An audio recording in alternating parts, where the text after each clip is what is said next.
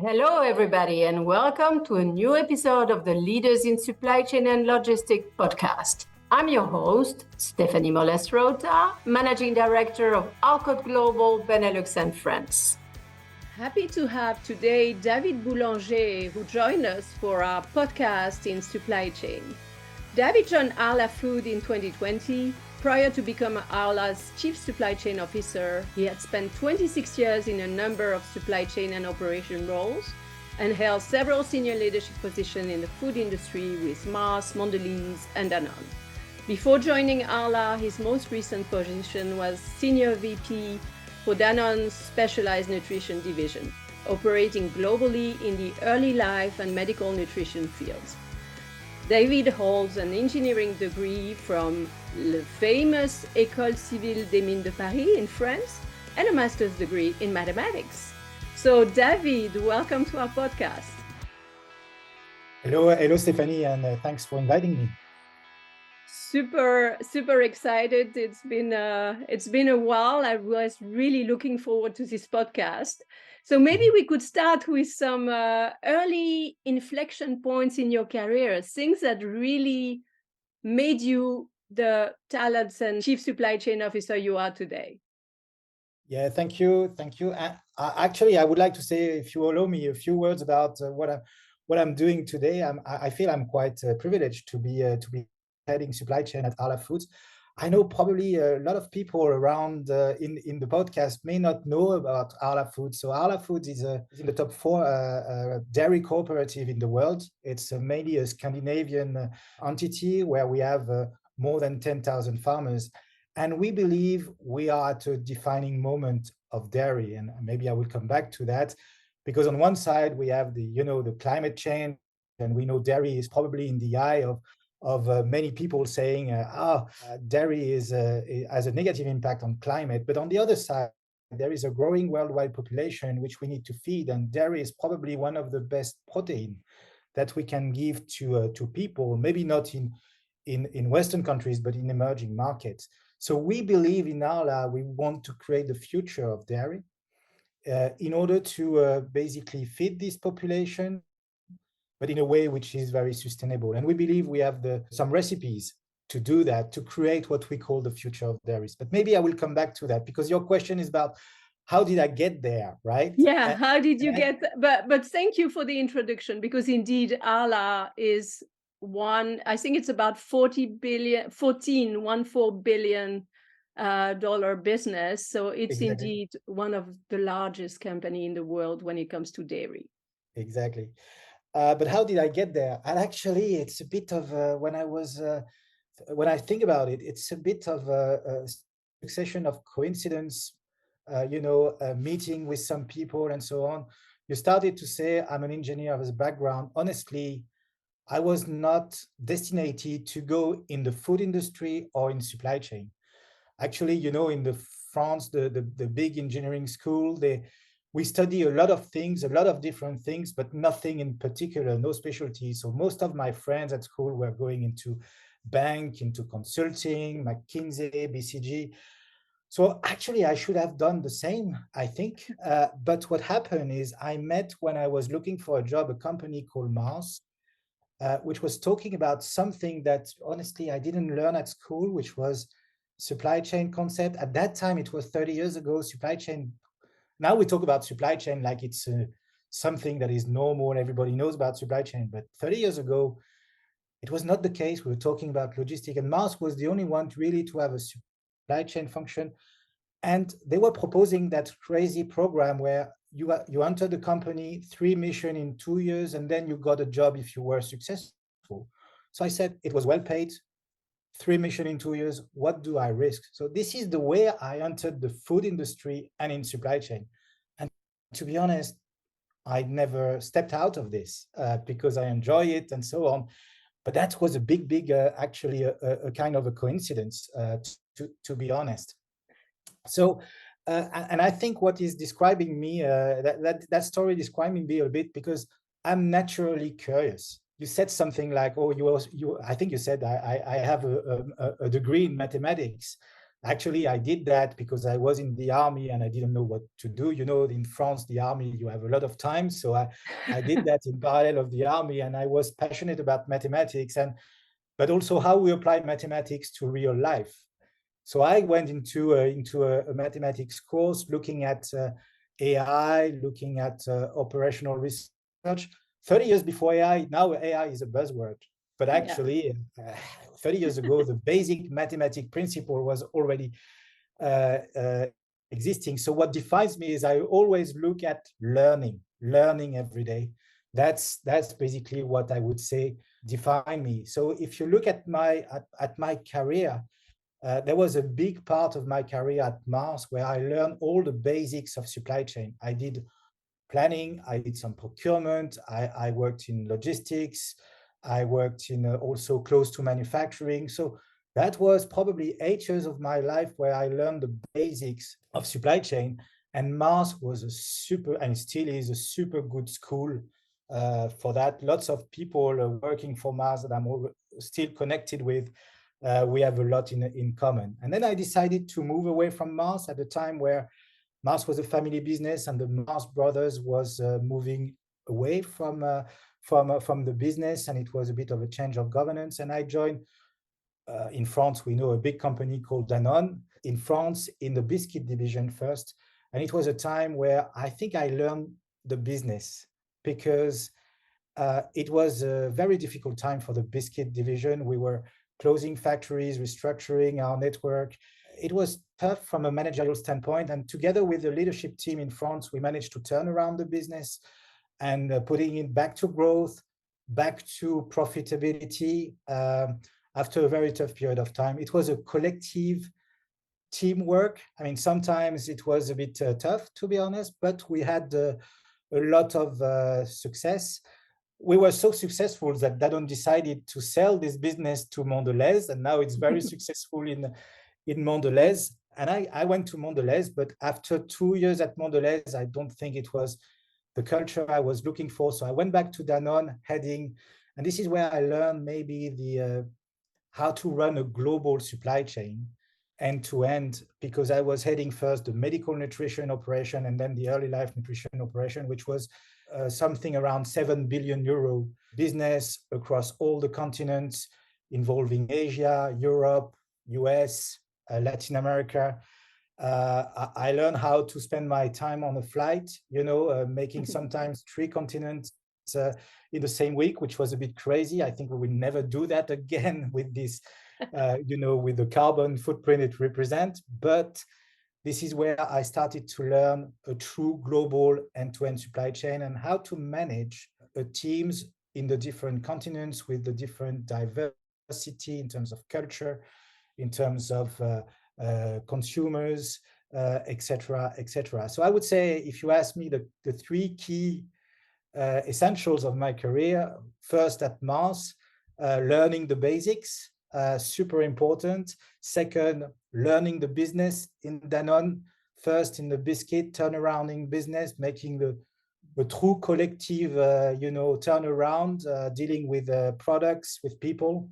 And third, there's worldwide businesses where I had to manage a global end-to-end supply chain with the diversity that it represents. So that was the 3 key defining moments, I think, in my career that helps me today in my job as a global head of supply chain in Arla. Thank you. Curiosity, learning, and global diversity. I really love it. Thank you. And did you go through the moment at Danone when there was a shortage of milk and everybody was basically, because you were in the baby, right, as well, yes, when everybody in China and in Asia was fighting to get your milk products? I was in yes, it was a perfect storm. It was a perfect storm because you talk about, yes, it's true that there was a big demand from the Chinese moms that didn't trust the local products.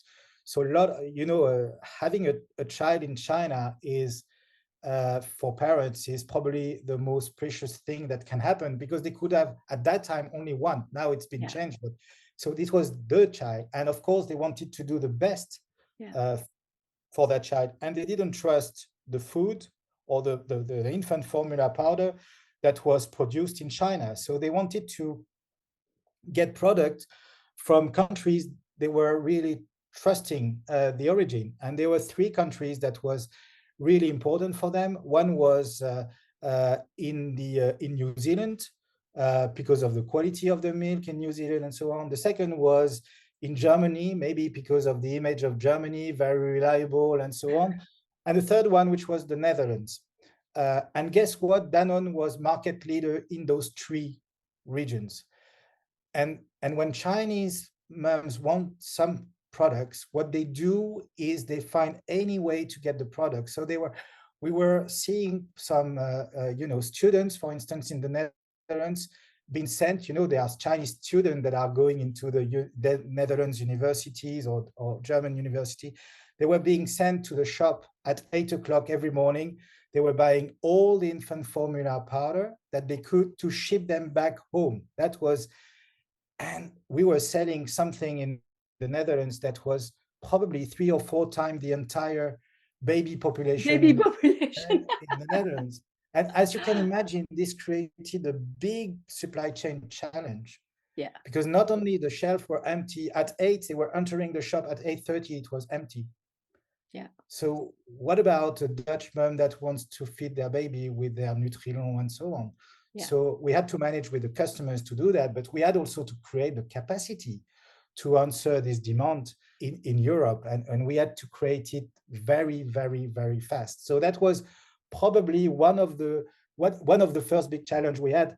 But in the middle of that, what happened as well, and you didn't mention it, maybe you have forgotten, but in the middle of that, we had a big quality issue from one of our suppliers in New Zealand, Fonterra, that had a problem with some of the ingredients. And we had to manage a big recall in the Asian region. So at the same time, we were facing shortfall in Europe. We had a big recall in Asia. So it was the perfect storm. So we had to reorganize completely our supply chain, and now it's more stable. I don't think you hear that anymore. There is more balance and so on. But we had to completely reshuffle our supply chain within Danone to manage not only the issue we had with Fonterra in Oceania and the storm we had in Europe, which represent a lot of investment, a lot of supplier development. And by the way, Arla was part of the journey. This is where I met Arla, because Arla was the company that was helping us to provide the ingredients to address this. But all in all, it was quite a success, because Danone managed to grow more than double digit at that time, and delivering a huge performance business. So that was probably one of my biggest, let's say, learning as a supply chain head of a global business. How you need to readjust your network in a very short period of time. And way before COVID. So in some way, you had the perfect storm before the second perfect storm. COVID was easy to manage after that. I have to be, maybe it's funny, but actually, it's COVID was not that difficult from that sense, because we were ready in terms of resilience to address what COVID created as an issue. But I think what is important in supply chain is every supply chain leader is confronted to this. Of course, you build strategies, you have programs, you have projects, and there are good moments. You deliver, you build factories, you build system processes, and so on. And it's written on paper, everything, but it never works like that in real life. There's always something that happens that is completely disturbing your agenda. And we as leaders, we need to react. And I would say what struck me all the time, I had other crises. I had a fire in a factory that destroyed the entire factory. Wow. Factory that was producing very specific products, so not easy to source from something else, from another part of the business. And we overcome that, because every time it's about people. It's about people, how people can make the difference when the unknown happens. And we saw that in the Fonterra crisis I was mentioning. We saw that in the COVID period. I think these are the people that make the difference, and I think this is for me a big learning. Supply chain is, of course, it's a lot of tools, techniques, and so on, but above all, it's a people agenda, which is very important. So I have a favorite quote that I always say to my team, which is when we have tough times, I always say, "What does not kill you gets you stronger." And I really mean that, because I really believe behind each crisis there is a big opportunity. And and I don't know if you know, but how you describe crisis in Chinese, there No? is two symbols. One is a danger, and the other is opportunity. And I think I keep that all the time. There are tough times. Sometimes you really are in trouble, but there is always an opportunity, and this is where your people can make the difference. Because when crisis happen, everybody in supply chain or in the company has one objective. Everybody is aligned on the agenda, and people get things done. The real question So for me is, how do you reach that level of energy, commitment, and so on in peaceful time? You know, and that's the job of the leader, to engage your people, not behind a crisis, but also behind a quiet period, and to keep the same energy and momentum. And I think this is my role as leader, to ensure that you feel the same passion and willingness to deliver also in quiet time, not only in crisis moments. So what do you do actually? What do? Well, basic leadership. You need to create a North Star, something that really engage your people, and be very, very clear on the direction, and create a kind of what I call it energizing sense of purpose. And this is why I started in Arla with creating the future of dairy, because this is the journey we are in. I mean, of course, we know that the world faces a climate change issue, that dairy needs to reinvent ourselves, but we believe we can be part of the solution and not the problem. And this is the energizing sense of purpose that we have. And everybody in Arla there is this burning platform, but we progress every day, and we are not in a crisis, but we have this sense of purpose and the energy around it. Of being able to really truly make a difference.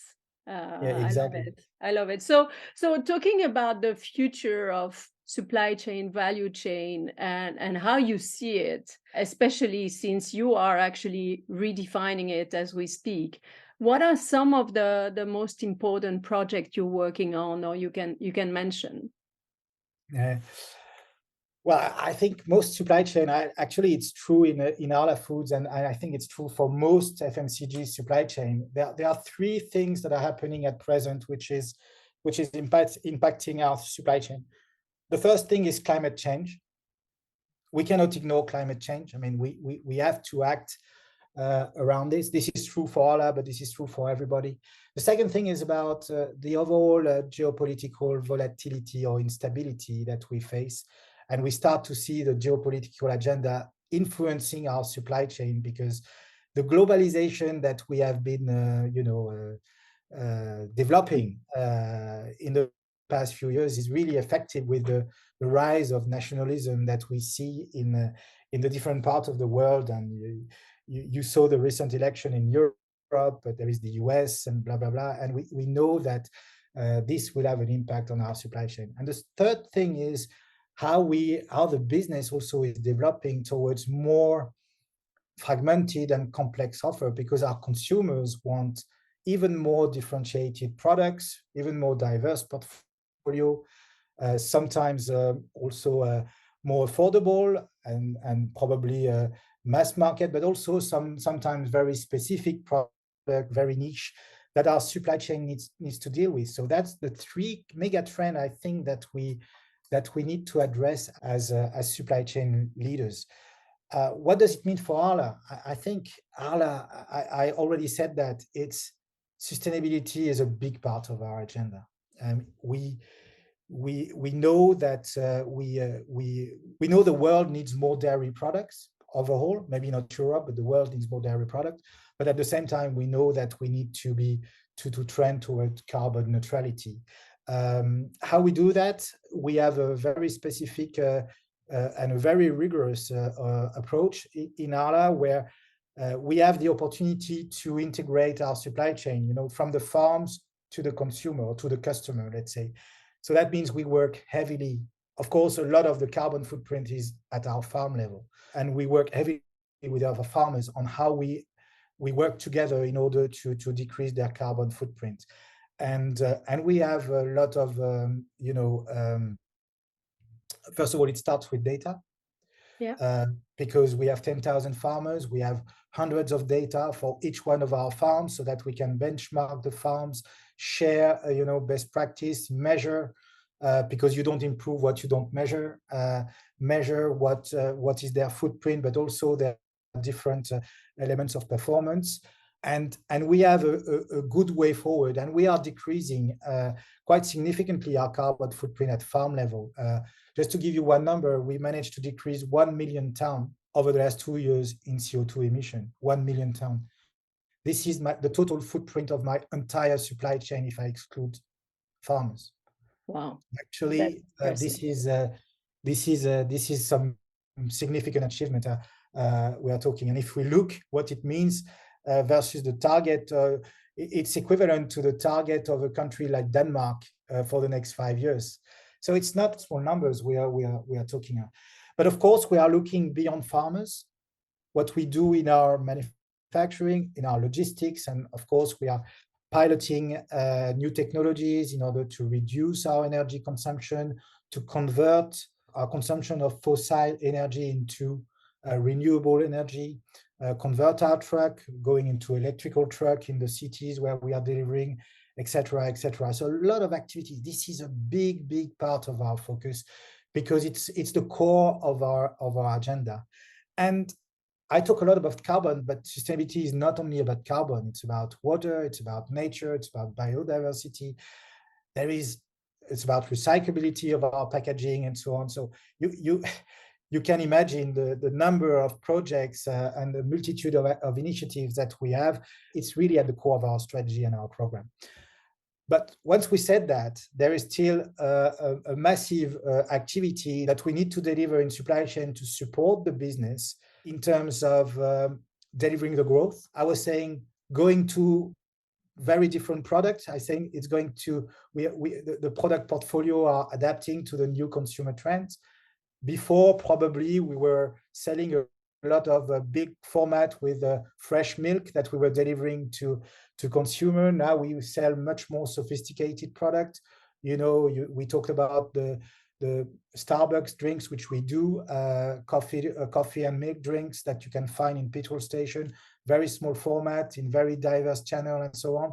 This requires a specific supply chain, different, of course, production lines, but also distribution model. So how we rethink our network in order to address this growth agenda, this is very important. And then we cannot forget about the efficiency part, because to fuel this growth, we need to bring efficiency. So how we constantly, every day, look at improving our supply chain.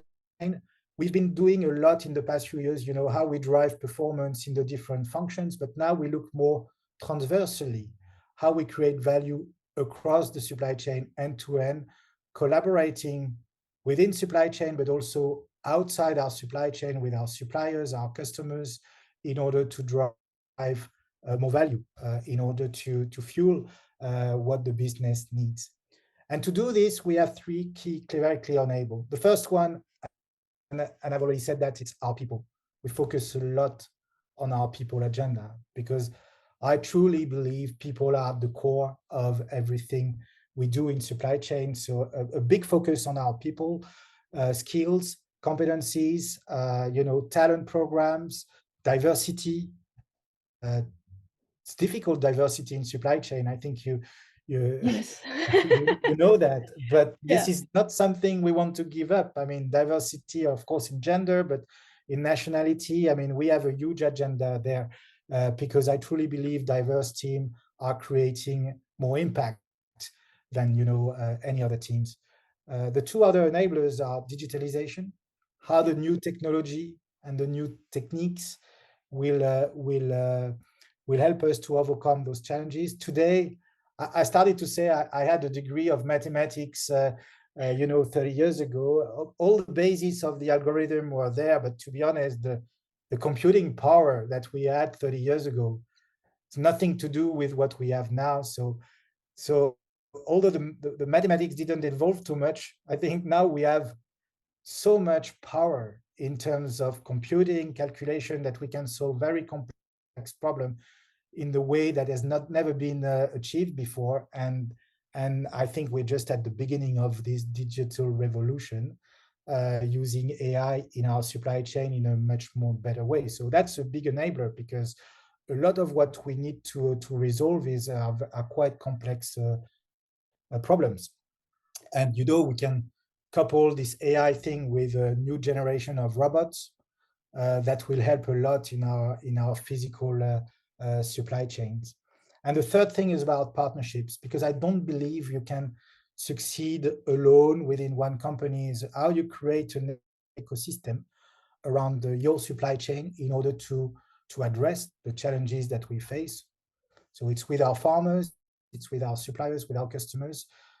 How do we create this ecosystem to partner on sustainability, for instance, but also on efficiency or growth with the different partners we have in our supply chain. So that's basically our For big sure. focus area. That's our supply chain strategy, if you want to hear it. Very fascinating, and definitely very interesting to hear about your vision on the climate change and what all the things you are doing, but also some of the business fragmentation which we hear also in other food industry, but also in the clothing, that diversity from more mass market up to very specialized. And what does it mean for supply chain? Because it means, if it's very narrow, if you don't have it, you lose the trend. But if you don't offer it, and what does it mean in terms of logistics and packaging and the cost of it, and the partnership, for sure. All of the people we speak to mention going far beyond just your company and your industry, but sometimes partnering with others to make a difference, because just Arla or just Mondelez or just Pernod Ricard will not be able to do it by themselves, right? Including governments, including regulation, and you name it. Fascinating career. So if you look at your career, which is only starting, right? It's quite a number of years behind still. What would you tell your younger self? What would you tell young David, the mathematician? What would be the advice to your younger self and our younger listeners? I think, and I would say, I started the interview talking about learning. I mean, this appetite for learning, this curiosity that I think I really appreciate. I'm always looking at looking at different things and try to connect the dots. And sometimes it's not meaningful. You don't see it's meaningful at the very first sight. But I truly believe innovation comes with cross-fertilization of two different worlds that connects together. So I'm always curious to learn something new. And maybe it's going to be useless for now, but maybe in a few years' time, there will be another dot and they will connect, and we'll see, this is something we could innovate. So the first advice I would say to every young person is be curious, be open, learn every day, and it's okay to fail. The only, and I know everybody says that, but the only advice is, if you fail fast and try something else afterwards, because we run in a world that is very, very accelerated. So it's okay if you take decision and you fail, but move on to new. Take every day as a new learning day. That would be for me would be the biggest thing. The second thing I would say to any younger is, believe in your dream. I think the world at present is a bit depressing. If you open the news and you look at the news, you can be depressed. You can see, oh, there is the war, there is climate change, there is economic recession, blah blah blah. So you can be depressed, but on the other side, there is a side of this new world which goes very quick. If you have a dream, you can make a big difference very quickly with these new technologies, with this world that is more and more connected. And I do believe, and I always have this book that every French know, which is The Little Prince of Saint-Exupéry, and this is also the Danone logo. So I was born with this, and the Danone logo, there is a prince looking at the star. This is the dream, and I think if you believe in your dream, you can make them true. And I truly believe in that, because if you do the right thing with the right people, and you engage the people, not alone, but you engage the people around your dream, impossible is nothing. You can do everything. And I've seen that so many times in my career, where things that were probably that seemed impossible was delivered in a record period of time, and so on, just because some people were committed to do it. They had the passion, the energy, and then they delivered. The Mark Twain quote, which I like very much. They didn't know it was impossible. That's why they did it. And that's exactly what I would summarize as the mindset that I have always when I talk to my team and when we talk about project and supply chain. I mean, you can make the impossible possible. It's just a matter. It's a lot of work, but it's about believing in your dream. Thank you, David. I think we'll close on that, because there's nothing like making the impossible possible and making your dream come true. So thank you so much for this time and that super inspirational podcast. And I'll be watching the progress of Arla, as this is a beautiful journey. Thank you for listening to our podcast. If you like what you heard, be sure to go to www.alcotglobal.com and click the podcast button for all the show notes of the interview. Also, subscribe to our mailing list to get our latest update first. If you're listening to a streaming platform like iTunes or Spotify, we would appreciate the kind review. 5-star works best to keep us going and our production team happy, and of course, share it with your friends. I'm most active on LinkedIn, so do feel free to follow me, and if you have any suggestions on what to do or who to invite next, don't hesitate to drop me a note. And if you're looking to hire top executive in supply chain or transform your business, of course contact us as well to find out how we can help.